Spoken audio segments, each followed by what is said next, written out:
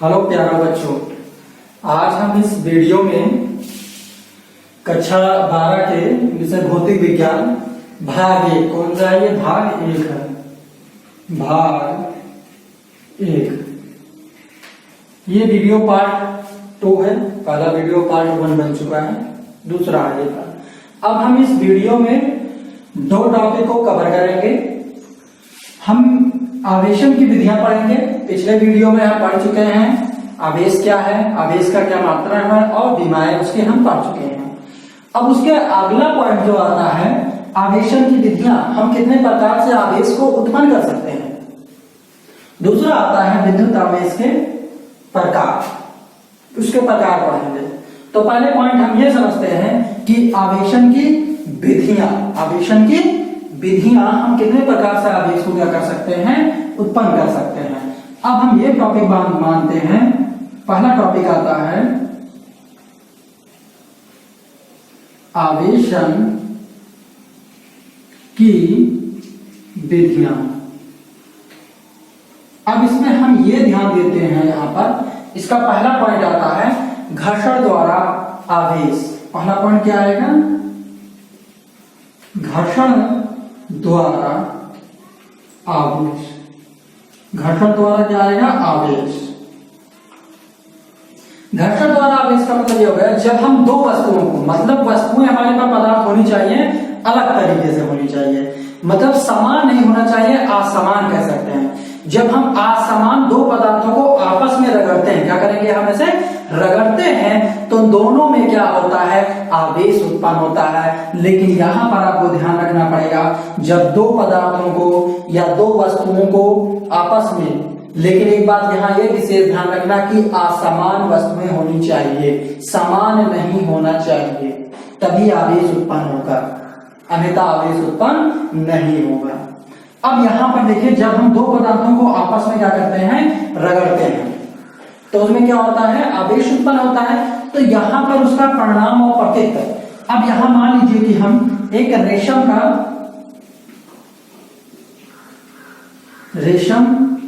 कपड़ा और कांच का छड़, क्या लेंगे हम, कांच का छड़, कांच का छड़, ठीक है। अब रेशम का कपड़ा और कांच का छड़, देखो दोनों अलग अलग पॉइंट है, दोनों अलग, एक रेशम का कपड़ा हुआ है, एक कांच का छड़ है, दोनों अलग पदार्थ है।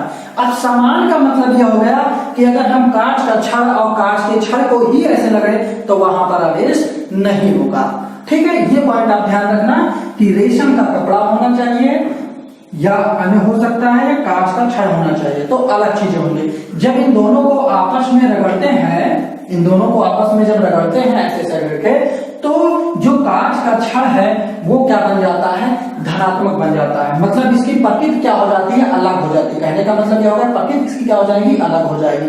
तो जो कांच का छड़ हो जाएगा रगड़ने पर ये धनात्मक हो जाएगा, धनात्मक हो जाता है, और रेशम का कपड़ा क्या हो जाता है, ऋणात्मक हो जाता है। अब यहां पर ध्यान रखना, इसकी जो प्रकृति हुई है, ये इसकी प्रकृति है, इसकी प्रकृति कह सकते हैं, प्रकृति क्या हो गई, इसकी अलग हो गई, इसकी प्रकृति क्या हो गई, अलग हो गई। लेकिन इसके परिणाम बोलते हैं, क्या बोलते हैं, इसके परिणाम, ठीक है, परिणाम। लेकिन परिणाम हमारा क्या रहेगा, लेकिन समान रहेगा, क्या रहेगा, हमारा परिणाम समान होता है। क्योंकि परिणाम क्या होगा, रगड़ने पर इसमें भी आवेश आएगा, रेशम के कपड़े में भी आवेश आएगा, और कांच के छड़ में भी आवेश आएगा, तो परिणाम क्या है, वहां पर समान होगा। लेकिन उसके प्रकृति क्या है, एक नेगेटिव इफेक्ट आएगा, एक पॉजिटिव आ जाएगा। मतलब जो कांच का छड़ रहेगा वो धनात्मक में आ जाएगा, और रेशम की जो कपड़ा रहेगा वो ऋणात्मक, इसकी प्रकृति क्या हो जाती है, अलग हो जाती है। अब यहाँ पर आगे हम देखते हैं, इसकी अगर लिखना हो डेफिनेशन, इसका अगर मान लीजिए हम लिखते हैं तो ये एग्जाम्पल बना रहेगा चाहे, चलो इसको निकालते हैं,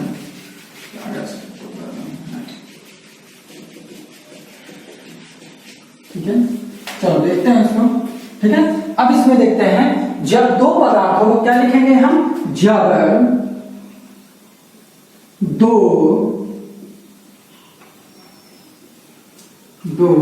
पदार्थों को आपस में, दो पदार्थों को आपस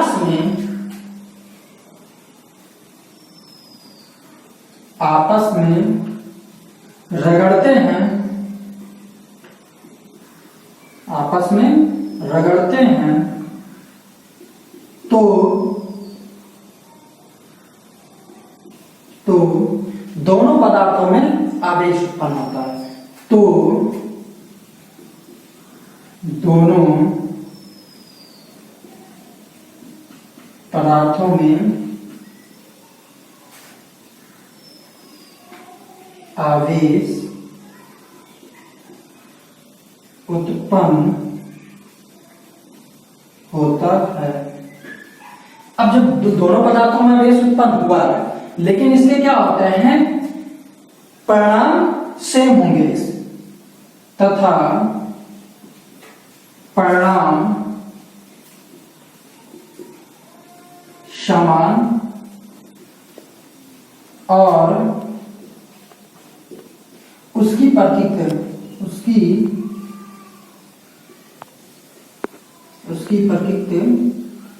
अलग होती है। उसकी प्रतिक्रिया क्या होती है, अलग होती है। जो भी बता चुके हैं, क्या रहती है, वो अलग हो जाती है। ठीक है, अब हम नेक्स्ट पॉइंट देखते हैं।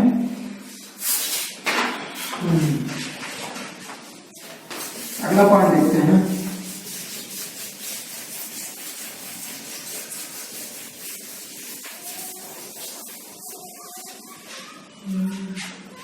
एक मिनट,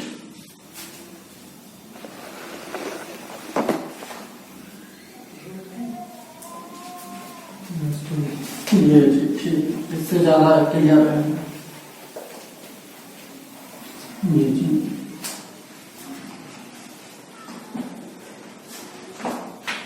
दूसरा पॉइंट देखते हैं। दूसरा पॉइंट है चालन द्वारा आवेश।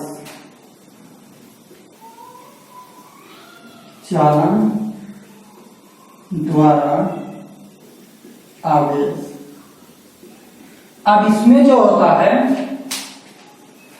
दो वस्तुएं होंगी, एक आवेशित रहेगा, एक अनावेशित रहेगा। मतलब एक में आवेश रहेगा, एक में आवेश नहीं रहेगा, एक आवेशित और एक अनावेशित।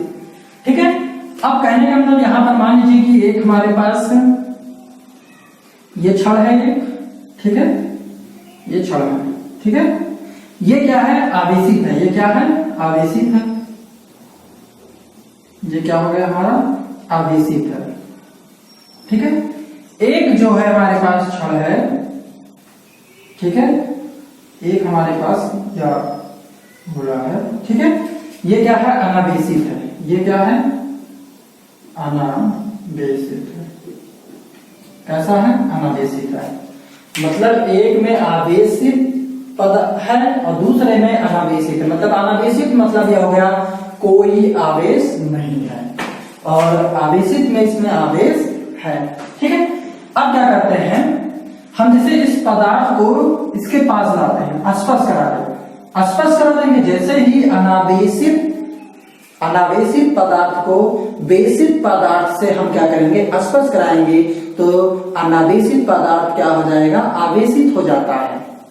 ठीक है, कहने का मतलब ये हो गया कि हम इसको अनावेशित है, इसको इससे स्पर्श कराएंगे, इससे क्या करेंगे, हम स्पर्श करा देंगे, तो ये हमारा पदार्थ जो रहेगा वो क्या बन जाएगा, आवेशित हो जाएगा। ठीक, कैसा बन जाएगा, आवेशित हो जाता है। सीधी सी बात है इसमें। तो चलन आवेश, चलन आवेश नाम से स्पष्ट है कि चलन आवेश, चला गया आवेश, नाम से स्पष्ट है। अब इसकी डिफिनेशन होगा, यदि किसी आवेशित वस्तु को, यदि किसी हम आवेशित वस्तु को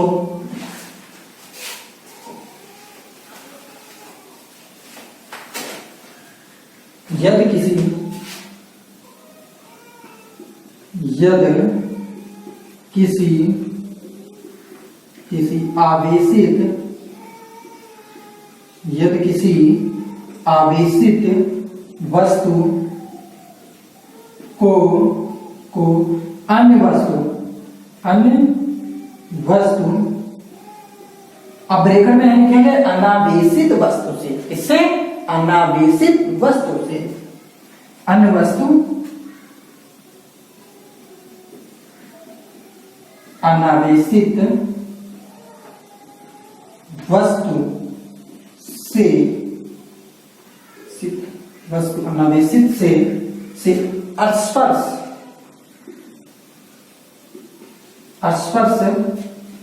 करके अनावेशित वस्तु को वेशित कर देते हैं। स्पर्श करा के अनावेशित वस्तु को आवेशित कहते हैं। आवेशित कर देते हैं। ये हो गया आपका, ठीक है। तो 2 पॉइंट हुए हैं, घर्षण द्वारा आवेश, दूसरा हुआ है चलन द्वारा। उसके बाद हम आते हैं प्रेरक द्वारा आवेश। उसको देख लीजिए कैसे होता है। यहाँ पर ये क्लियर हो गए पॉइंट, समझ में आइए और अच्छे से आप इसको नोट कर सकते हैं क्लियर से, ठीक है। चलिए नेक्स्ट पॉइंट हम देखते हैं।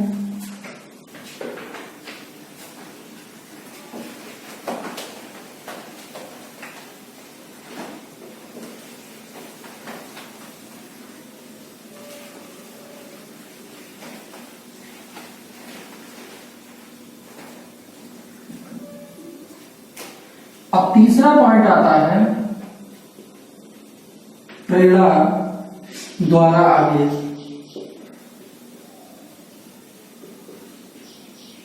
प्रेरणा द्वारा आवेश ये बहुत समझ में आएगा, क्लियर है ये देख लेते हैं यहां पर प्रेरणा द्वारा आवेश, ठीक है। ये देखो लाइट चली गई तो आओ, क्लियर है, ठीक। तो देखते हैं प्रेरणा द्वारा आवेश देखते हैं हम, ठीक है। अब इस पॉइंट को यहां समझते हैं, ठीक है। हाँ, प्रेरणा द्वारा आवेश में अब मान लीजिए कि एक पदार्थ है, इस पे क्या, ये पदार्थ क्या है, आवेशित है, ठीक है। प्लस है, ठीक है। इसको थोड़ा सा ध्यान देना, ये प्लस है, आवेशित है, ठीक है। अब एक वस्तु हमारे पास है जो अनावेशित है, उसमें कोई आवेश नहीं है। मान लीजिए वस्तु हमारा क्या हो गया, अनावेशित। ये क्या है आपका,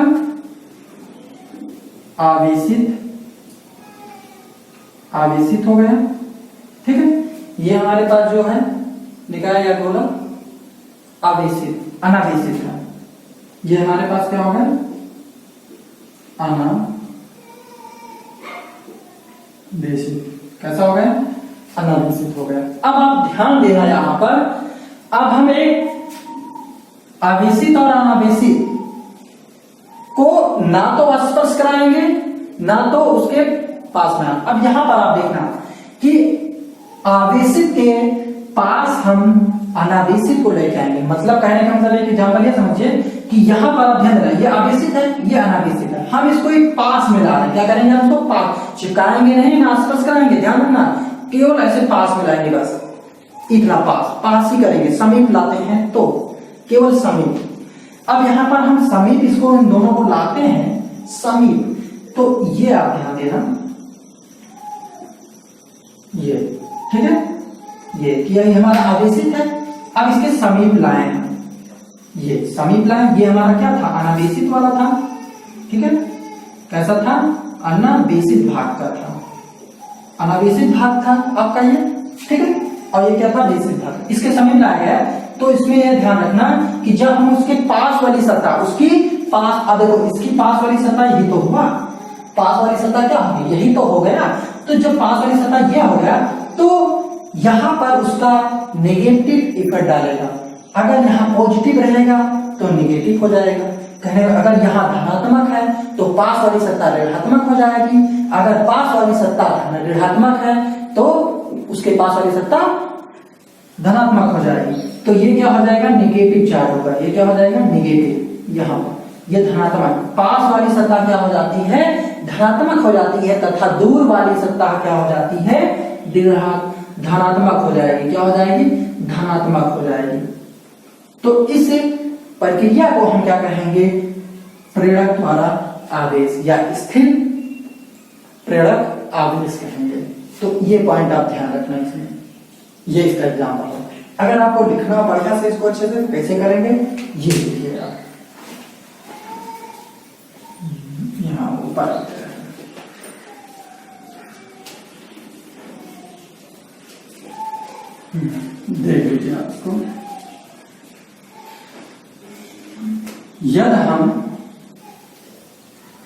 यदि हम आवेशित वस्तु को अनावेशित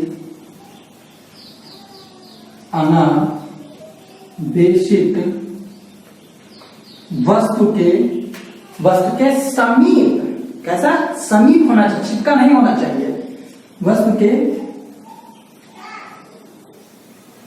समीप लाते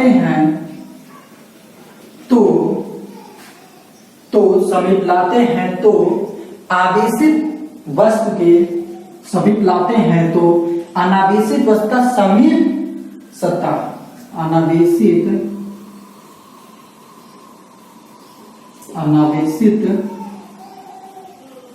वस्तु का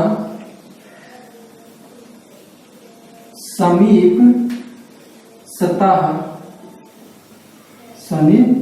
सतह आवेशित वस्तु का विपरीत होता है, आवेशित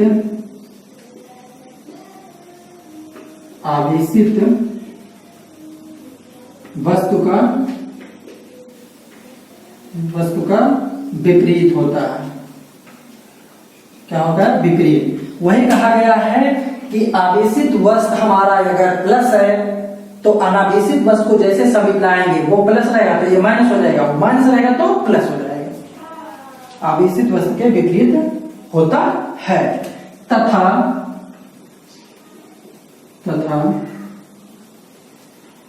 दूर वाली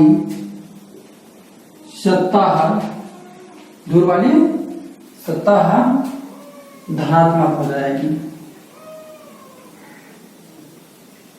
धनात्मक हो जाती है। अब आप इसको अच्छे से नोट कर सकते हैं, ये इसका एग्जाम्पल है। आप ये फिगर बना सकते हैं अच्छे से और बढ़िया से नोट्स अपना तैयार कर सकते हैं। अब इसके बाद आते हैं अगला पॉइंट। अब आवेशन की विधियां खत्म हो चुकी हैं। इसके पॉइंट आते हैं विद्युत आवेश के प्रकार। यहाँ पर ये समझते हैं विद्युत आवेश के प्रकार।